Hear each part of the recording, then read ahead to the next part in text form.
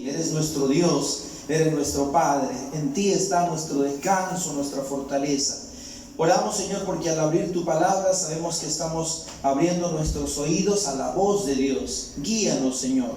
Por favor, que sea el Espíritu Santo hablando a nuestros corazones, a nuestras mentes, y lleguemos a un cambio de actitud en nuestra vida. Gracias, Señor, en el nombre de Jesús. Amén y amén.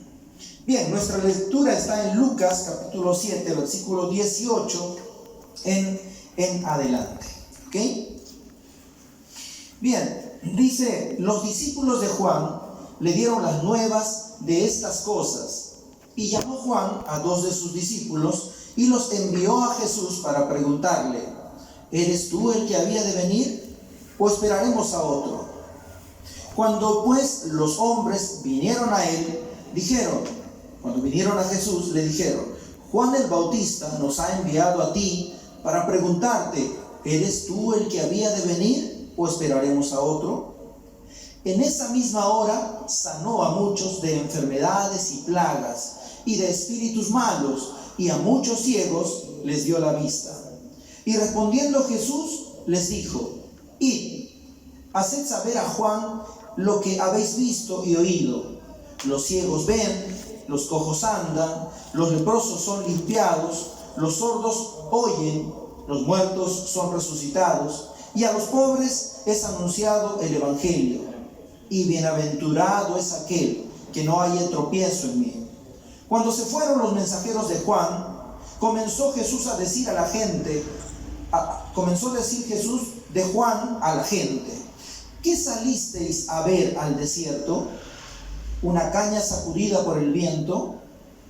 Mas, ¿qué salisteis a ver? ¿A un hombre cubierto de vestiduras blancas? He aquí, vestiduras delicadas, he aquí los que tienen vestidura preciosa y viven en deleites, en los palacios de los reyes están. Mas, ¿qué salisteis a ver? ¿A un profeta? Sí, os digo, y más que un profeta. Más que un profeta. Hoy iniciamos una serie de temas que tienen que ver con la fe puesta a prueba. La fe bajo prueba. Todos sabemos que el apóstol Pablo enseña que la fe tiene que ser purificada a presión de fuego, ¿verdad? A presión de fuego. Entonces cualquier metal que es puesta bajo la presión del fuego en un momento definido cede, se derrite o se purifica. Pero el más resistente de todos, el oro, ¿verdad? Que se purifica quizá a una temperatura mucho mayor que otros. La fe así, de esa manera, hermanos, está puesta a prueba permanentemente. Necesita ser probada. Veamos un poco en la experiencia de Juan el Bautista cómo es esta situación que hay que reconocer en nuestras vidas, que en un momento nuestra fe va a ser puesta a prueba. Empecemos con la primera parte del verso 20. En el verso 20, cuando los discípulos de Juan el Bautista llegan a Jesús, Juan les había encargado: vayan a Jesús y pregúntenle: ¿eres tú el que había de venir, o esperaremos a otro? Recordemos en qué momento de la historia de Juan estamos. Juan ya está encarcelado. Sus discípulos han ido a visitarle. Y Juan elige a 2 de sus discípulos y le dice: al salir de la cárcel, después de visitarlo, vayan y busquen a Jesús y pregúntenle: ¿eres tú, o esperaremos a otro? Pero recordemos que estando ya Juan el Bautista en la cárcel, ¿Juan había bautizado a Jesús o todavía? Ya había bautizado a Jesús. ¿Conocía quién era Jesús? ¿Quién fue el que dijo: he aquí en el Jordán, he aquí el Cordero de Dios que quita el pecado del mundo? ¿Quién fue? Juan Bautista. ¿Quién fue el que bautizó a Jesús? ¿Quién fue el que escuchó, después de bautizar a Jesús, que el Padre habló desde el cielo? ¿Quién vio con sus ojos que el Espíritu Santo descendió en forma de paloma? Juan el Bautista. ¿Juan sabía quién era Jesús? ¿Sabía quién era? Claro que sí sabía. Él dijo delante de la multitud a la orilla del río Jordán: he aquí, mientras pasaba Jesús al río, he aquí el Cordero de Dios que quita el pecado del mundo. Ahora, esto nos trae a una verdad, hermanos. En algún momento de nuestra vida, ¿qué creyente podrá decir: yo nunca pasé una prueba, yo nunca cuestioné mi fe? ¿Qué creyente podrá decir entre nosotros: yo creí y nunca más tambaleé, nunca más dudé, no me pasó por mi mente alguna situación de desconfianza y de duda? ¿Habrá alguien que pueda decir eso? Es que llegan momentos en la vida del creyente donde es probado, hermanos, donde va a ser probado a tal presión que puede llegar a estos cuestionamientos que le llegó a Juan el Bautista. Después de ver, después de él confesar: él es el Cordero que tanto esperamos, que va a redimir a la humanidad. Después de oír desde el cielo la voz de Dios, y estando encarcelado, dijo: ¿será o no será? ¿Por qué pasa esto? ¿Porque no oraba Juan?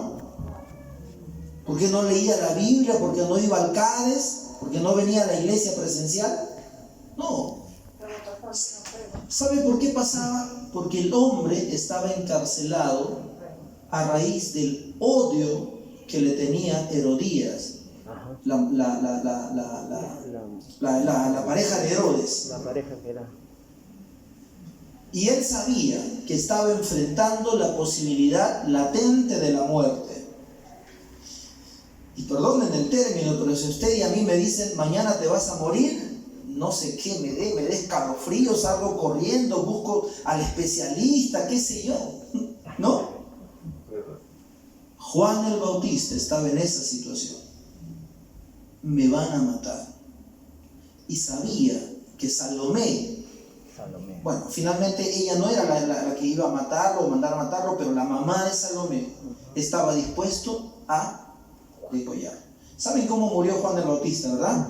Cortaron la cabeza y en un plato lo celebraron en una fiesta. Aquí está la cabeza del hombre que tanto te denunciaba, le dicen a la mujer de Herodes. Frente a esa situación, y desde la percepción humana, hermanos, es totalmente entendible que podamos pasar esos momentos donde la vida nos sacude y puede llegar a nuestra mente el tema de la duda, el tema de los cuestionamientos. ¿Cuántos hermanos, cuántos creyentes que empezaron la fe gloriosa y celebrando con júbilo y alegría, cuando llegó este tiempo de confrontación y fallaron y dudaron y por un momento se apartaron, ya no quisieron volver más al Señor? ¿Por qué? Porque muchos de nuestros hermanos confiesan y dicen: pastor, yo caí. Pastor, si usted supiera lo que pasó por mi mente o lo que pasa hoy por mi mente. Yo estoy seguro que si Dios juzgaría a Juan por lo que pasó en su mente, Juan sería el primer descalificado, ¿no? Hoy que se habla tanto de la tolerancia, hermanos, es importante saber que desde nuestra condición humana estamos susceptibles, estamos dentro de las posibilidades de que en algún momento nuestra vida sea debilitada. No se exija al punto de que usted nunca debe y nunca va a fallar. No le exija a otros, ¿no?, que nunca fallen. No le exija a otros que nunca tengan estas situaciones de duda, de incertidumbre, de preguntas y de por qué pasa esto. Juan el Bautista es el hombre más santo de la época, pero hoy está diciendo: ¿será o no será? Claro, yo lo bauticé, pero ¿será? Claro, yo escuché la voz del cielo, pero ¿será? ¿Eso no pasa cuando estamos en alguna crisis nosotros? ¿Será? ¿O será mentira todo lo de la iglesia? ¿Existirá Dios o quizás no existe? Cuando llegan esos cuestionamientos, hermanos, tenemos que entender que en parte es lucha natural de nuestro ser. Es lucha natural porque recuerden que no hemos abandonado la naturaleza humana. Usted no tiene que rendirse, bueno, ya pensé mal, ya me cuestioné, mejor no, yo no sirvo para la fe. No, porque la gracia de Dios es suficiente para sostenerle en medio de esos cuestionamientos. ¿Amén? Juan ha visto, ha oído la voz de Dios, lo ha anunciado a Jesús como el Cordero, pero llega un momento donde Juan mismo se da cuenta de que por más Juan el Bautista que sea, no está exento de las debilidades y de los cuestionamientos de su naturaleza humana. Juan, te voy a contar un secreto, ¿ya? Cuando me tocó estudiar este tema, yo dije, pero Juan el Bautista nunca ha fallado. Pero luego me di cuenta leyendo en el texto que claro, porque Juan podía decirle a sus discípulos, vayan, sigan a Jesús y proclamen el Evangelio. Pero Juan en un momento, ojo, no estoy hablando de en líneas generales de toda su vida, porque recordamos a Juan el Bautista como un gran profeta de Dios, ¿verdad? Pero en un momento de su vida pasó lo que seguramente muchos de nosotros también pasamos en algún momento de nuestras vidas, ¿no? Los muchachos dicen la crisis existencial, ¿no? ¿Soy o no soy? ¿Ser o no ser? Pero ahí está. Entonces Juan el Bautista se da cuenta de que sus debilidades son parte de su cuestionamiento humano. Es una realidad que también nosotros debemos estar conscientes de ellos. Ahora, lo importante es que ustedes van a notar que en el verso 22 dice, cuando Jesús responde a los discípulos de Juan, le dice, vayan, hagan saber a Juan lo que habéis visto. Los ciegos ven, los cojos andan, los leprosos son limpiados, los sordos oyen, los muertos resucitan, etc. Miremos a Jesús, hermanos. Jesús no responde a los discípulos de Juan con reproches. Jesús no dice, ¿cómo es posible que mi siervo Juan, el que me bautizó, va a preguntar estas cosas? ¿Por qué? Usted puede decir porque Dios es bueno, porque Dios es compasivo, porque Dios es misericordioso, porque Dios es perdonador, porque Dios en su condición humana nos entiende también y ha vivido lo que nosotros hemos vivido. ¿Quién podría juzgar que Jesús lloró ante la tumba de Lázaro? Alguien podría, como Jesús que va a llorar, ¿no? Lloró Jesús por su condición. Y Él más que nunca, que vivió en nuestra piel humana, sabe y le responde, no burlándose, no juzgándole, no condenando ni a los discípulos ni a Juan. Le dice, miren todo lo que han visto ustedes. Si eso no es señal, ya qué más, ¿no? Y entonces ellos retornan. Jesús nunca, Dios, hermanos, nunca va a reprochar nuestras debilidades. Lo que puede reprochar es que a causa de nuestras debilidades nos alejemos de Dios. ¿Amén? Amén. Nuestras debilidades tienen que traernos a Dios. Bien, continuamos. Jesús no reprende, no exhorta, no amonesta a los discípulos, ni mucho menos a Juan. ¿Eres tú el que había de venir o esperamos otro? Miren lo que hay frente a ustedes, miren lo que he hecho estos 3 años y dense cuenta. ¿Cuál era la respuesta? Sí soy el Mesías, ¿no? Implícitamente Jesús está diciendo, sí soy el Mesías, porque estoy haciendo todas las señales que debía hacer para ser reconocido como el Mesías. Ahora, cuando los discípulos van a retornar, se van con un mensaje que fortalece a los discípulos de Juan. En segundo lugar, Jesús muestra evidencias de quién es Él para que el Bautista reafirme su fe. ¿Qué evidencias? Le dice, miren, el cojo está saltando, el sordo está escuchando. Es decir, para nosotros, hermanos, si los discípulos de Juan volvieron a casa, o volvieron a la cárcel en todo caso, porque Juan estaba en la cárcel, volvieron en la cárcel a decirle, Juan, ¿sabes qué? todo lo que hemos visto es señal de que sí es. Para nosotros los creyentes hoy, ¿qué señales tenemos de que Dios es quien dice ser? Para nosotros tenemos la afirmación de su santa palabra. Levante su Biblia. De su santa palabra. ¿Dónde están los milagros de Dios? No porque están escritos, sino porque desde allí sale el poder de su palabra. Porque no es un libro que cuenta de Dios, es Dios hablándonos a nosotros.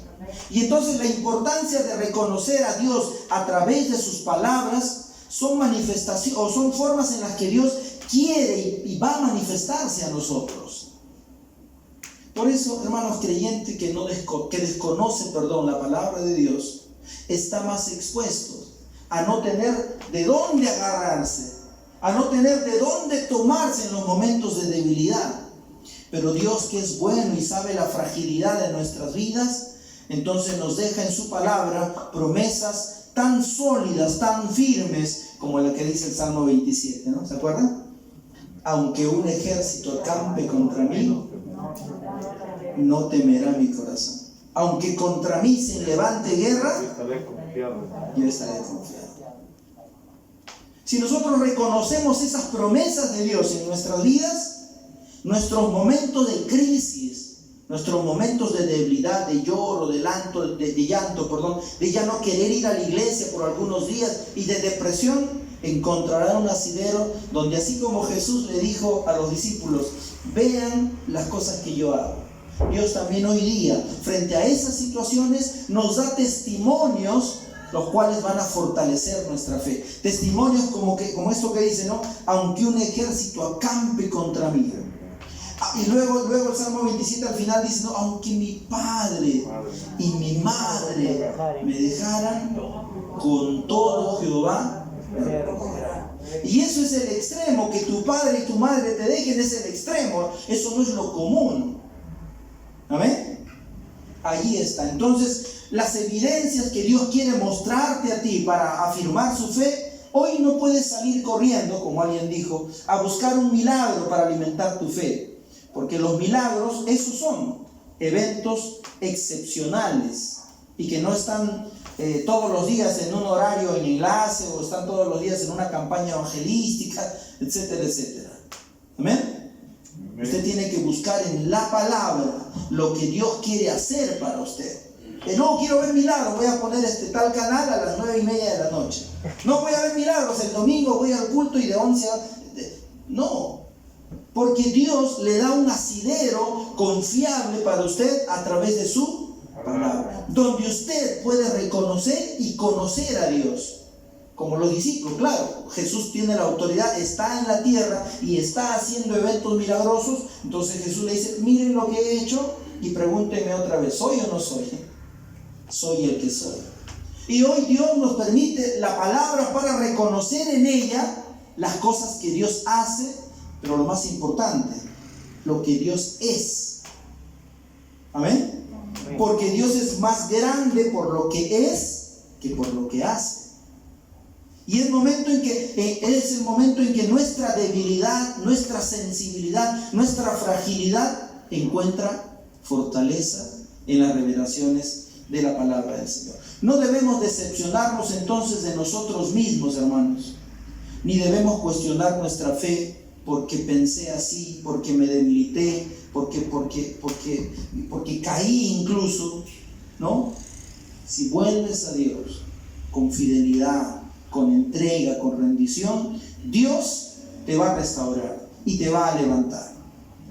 Ahora el verso 25, y con esto vamos terminando. El verso 25 dice, después de toda la narración, ¿no? Para no tomar solo el 25, vamos a tomar los versos anteriores. Dice, el verso 24 dice, cuando se fueron los mensajeros de Juan, comenzó a decir de Juan a la gente, cuando ustedes salían al desierto, voy a leer el texto, ¿qué salisteis a ver al desierto? ¿Una caña sacudida por el viento? Mas, ¿qué salisteis a ver? ¿A un hombre cubierto de vestiduras preciosas? a un hombre cubierto de vestiduras delicadas, he aquí los que tienen vestidura preciosa y viven en deleites, en los palacios de los reyes están. La pregunta resaltante es, cuando ustedes iban, Jesús ya los discípulos no están, es importante ubicarnos en el contexto, los discípulos ya no están, pero Jesús sigue hablando del tema de Juan, delante de la gente, y les dice, porque seguramente la gente, pues, no de Mangomarra, seguro de otro distrito, ¿no? Se quedarían hablando, ¿cómo es posible que Juan, ¿no? El que nos predicaba, arrepiéntanse, enderecen su senda, ¿no? Ahora viene a preguntar, Jesús, ¿eres o no eres? Y frente a ellos, Jesús le dice, a ver un momento, cuando ustedes salieron al río Jordán, ¿qué esperaban? Al desierto, ¿no? Porque ahí predicaba Juan. ¿Qué esperaban ver? ¿A quién esperaban ver? Y esto me hace recordar a una figura que quiero ilustrar ahora. Para algunos deportistas, peloteros, antiguitos ya, quizás que pasan un poquito a mi edad o por ahí. Una vez estábamos en nuestra iglesia, hace más de 25 años atrás.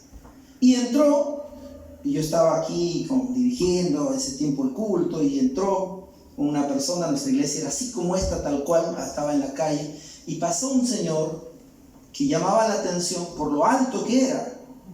Pasó, segundos después, retrocedió, no estaba yo acá, estaba el pastor aquí. Pasó 30 segundos después, retrocedió, se paró unos segundos en la puerta e ingresó. Cuando yo vuelvo después de la prédica, lo veo, y obviamente cuando se ponen de pie, era el más alto de todos. Era un moreno alto. Era Diosdado Palma, un futbolista que no sé si usted lo conoce, por ahí creo que Vicente sigue mi promoción. Dice, no. Diosdado Palma, arquero, ¿verdad? Del Muni, puede ser. De la Alianza en su momento.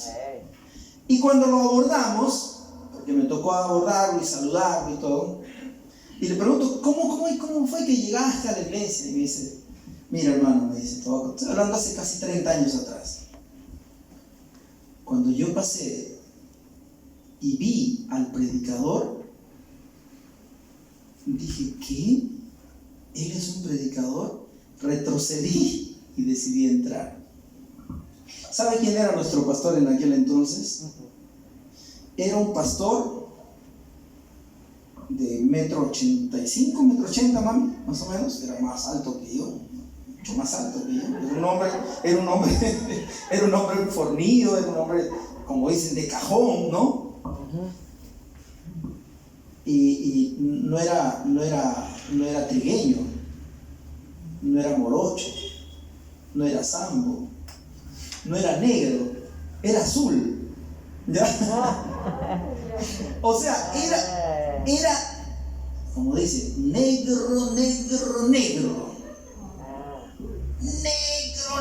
tenía que sonreír para reconocer al pastor. Y por cierto, debo, no sé si va a quedar la grabación de esta parte, pero debo agradecer a Dios por los 3 hermosos años que pasamos con ese pastor. Fue el pastor que estuvo en nuestra época de matrimonio con mi esposa. Un pastor así, ley, de mucha bendición, pero no me quiero ir del tema.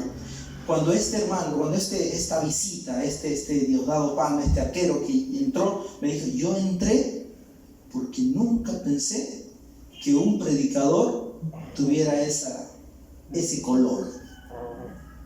Nuestra iglesia no era muy grande, seguramente éramos 80 personas, ¿no? Y él entró y dijo, entré porque me llamó la atención que un negrito como yo, pero más negrito, o sea, era azul nuestro pastor, ¿no? Y Jesús le pregunta a los discípulos, a la gente, cuando ustedes salieron al desierto a escuchar al predicador, a Juan, ¿qué esperaron ver? ¿Un hombre con terno, corbata como el pastor? ¿Qué esperaban ver? ¿Un hombre de caramba, de fuerza, de choque? ¿Un hombre inquebrantable en su fe? Cuando salieron al desierto, ¿qué salisteis a ver? ¿A un hombre cubierto de vestiduras blancas? No. ¿Qué encontraron? A un hombre que vestía. ¿Qué vestía, Gustavo? Piel de carnero. ¿Qué comía? Miel y langostas. ¿Qué langosta? Grillos, saltamontes. Ese es el género, por ahí es la especie. Muchas veces nosotros, hermanos, tenemos un formato de lo que es un hombre de fe. Y a veces pensamos que el hombre de fe, con esto termino, creo que me excedí el tiempo, solamente pensamos que un hombre de fe es un hombre de saco y corbata, por un lado, un hombre que nunca falla, un hombre que nunca llega a los excesos. Podemos pensar que el hombre de fe es de fe porque es un líder, es alguien que dirige a la iglesia, o es alguien que tiene un perfil distinto. Juan no tenía el perfil distinto. Juan es más, su apariencia, era menospreciable para muchos. Un hombre que vivía en el desierto, comía miel y langostas, se vestía ni siquiera como el común de la gente, se vestía casi de un tono un poco lastimero y de un poco ahí, quizá para otros, de desprecio.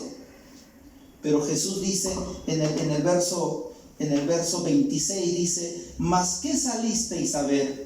¿A un profeta? Sí, os digo, y más que un profeta.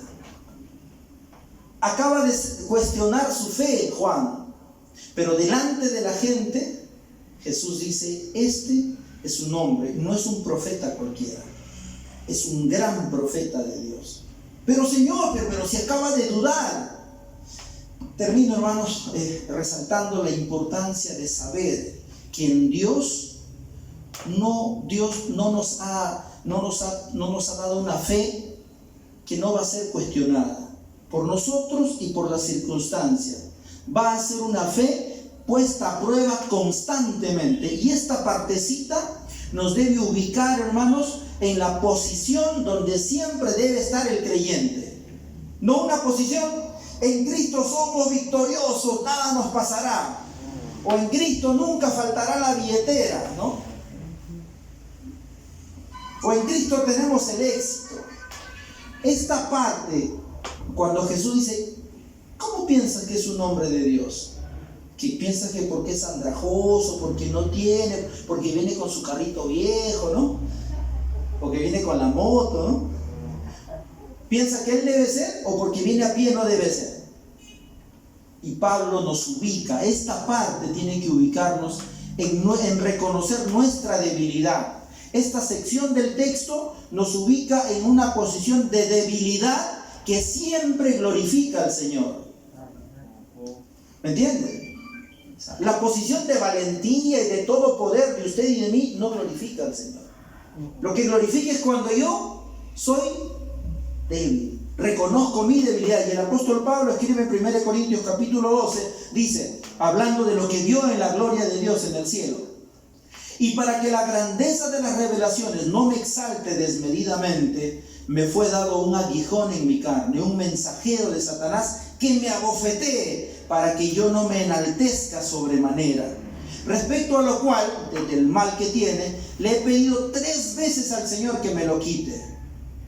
Y me ha dicho: bástate mi gracia, porque mi poder se perfecciona en la debilidad. Por tanto, escuchen bien, miren lo que dice el apóstol Pablo: porque mi poder se perfecciona en tu debilidad, le ha dicho el Señor. Por tanto, de buena gana me gloriaré más bien en mis debilidades, para que repose sobre mí el poder de Cristo.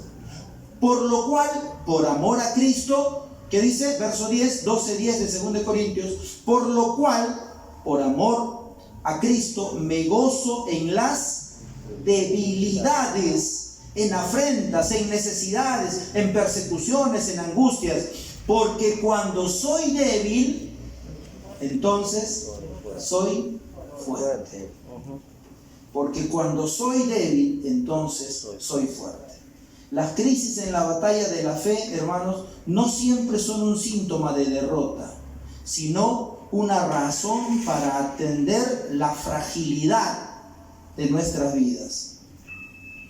¿Amén? No se sienta derrotado porque usted en un momento siente debilidad en su fe. Venga más a Dios. Dice, porque Dios me ha dicho, mi poder se perfecciona, dice Pablo, en tu debilidad. Dios le dice, si tú eres débil, yo soy fuerte en ti. Si tú eres fuerte, ¿para qué me quieres? Curiosa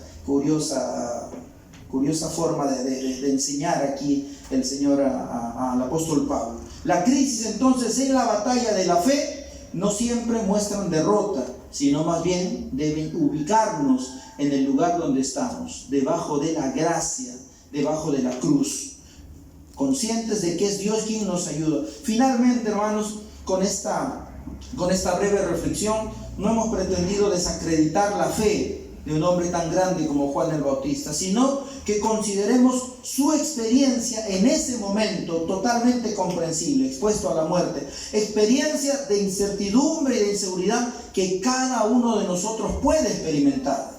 En muchos casos las pruebas, como dije, no son para probar nuestra fortaleza, ojo, y quizá pueda resaltar esto, en muchos casos las pruebas no son para probar nuestra fortaleza, sino para probar nuestra debilidad.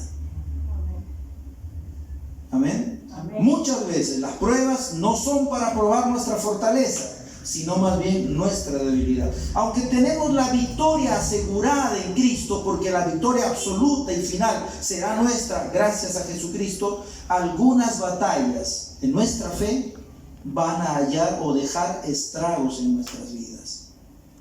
Termino quizá con esta canción, ¿no? ¿Se acuerdan? Cansado del camino, sediento de ti, un desierto he cruzado, sin fuerzas he quedado. ¿Qué? ¿Cómo decir que sin fuerzas ha quedado? No, sí, se cansa, llora y duele, pero vengo a ti.